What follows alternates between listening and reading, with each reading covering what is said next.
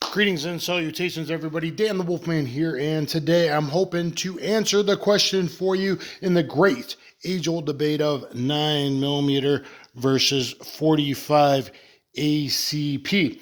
And to do that, we're just doing table type right now. I'm going to go to the range. I'm filming my advanced gunfighting series, and I'm going to film 5 advanced gunfighting drills that I teach. And number 9, 10, 12, 13, and 16 to evaluate the difference between 9mm 45, some on multiple 3 targets, some on just 1 target, 5 drills, 32 rounds out of each, doing those 5 drills, and then you at the end will be able to see the hits. Everyone says that, well, 9mm is so much easier to hit with than 45, and 45 recoils so much. And then you got those that say 45 doesn't recoil so much because they're talking about a 40 to 42 ounce 1911. These are not. These are both 30 ounce lightweight commanders, so basically as close as it could get. 30 ounce 9mm, 30 ounce 45 ACP. So I'm going to evaluate, and maybe you could go frame by frame and see, is the 9mm just a little bit quicker? Does the 45 do more damage? Does the 9mm have more capacity? Does that really matter? Well, does it really matter? If you're in law enforcement, perhaps it does. But perhaps being able to desanguinate the bad guy to make him less of a deadly threat quicker, maybe that also matters. So in single stack 9mm, getting 1 or possibly 2 more rounds, do I think that's a fair trade-off? Absolutely not. In a double stack 2011 style, does it matter? Yeah, absolutely. Am I going to tell you how many this holds? No, it's none of your damn business, and I don't know if I mentioned it in the unboxing that you should go watch on this bull. Now, I have friends, and friends let me borrow guns, and gun manufacturers send me guns, and they go back, so I don't always have everything. But the 45 versus 9mm, 30 ounces, that's not too heavy to carry. That's a great carry weight. In the 1911 platform, 4¼ inch barrel is a great for reliability. It'll be very interesting to see how they do. People say, well, the 9mm recoil is so less, but in a moderate to advanced shooter, is 45 recoil really all that bad?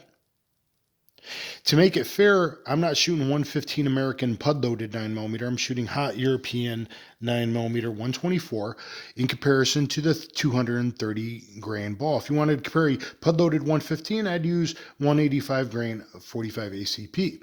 But these are the rounds that and the bullet weights that these cartridges were really designed around.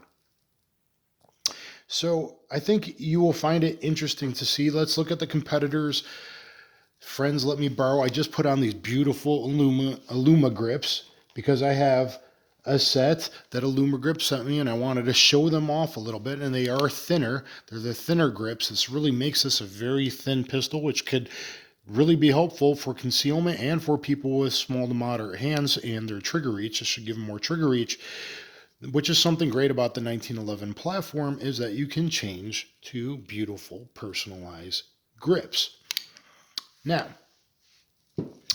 if you want to look at this beautiful bull M5, I suggest you go check out my unboxing video. I guess not enough people know about Bull Armory, made in Israel, and how wonderful their firearms are.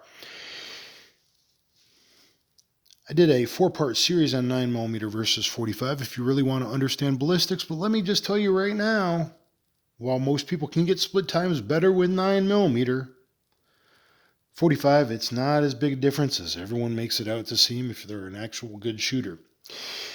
And the 45 ball does 62% more tissue crush than the 9mm ball. Just take a look there at the bullet profiles. Well, come back this way. There we go.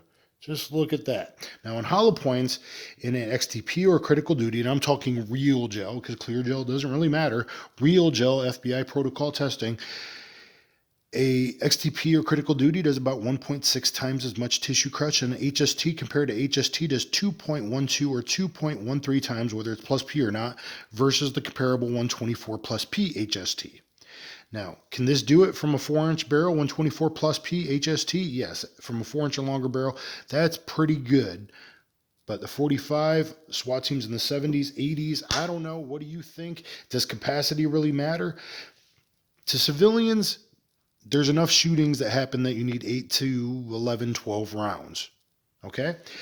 And so this was originally 7-round magazines. Owner said, well, it came with a really good 8-round McGar magazine, which is actually cool. But for even better reliability, you might want a Wilson Combat 47D 8-round or a 10-round magazine. Now, 8+1, 9 rounds of 45. Can you get the hits? Shoot 3 bad guys, 3 rounds at each bad guy. That's probably enough to handle it. I like 10+1 a lot better than 45. And 9mm, 10+1 will probably do it, but 12+1 is a whole lot more comfortable in 9mm.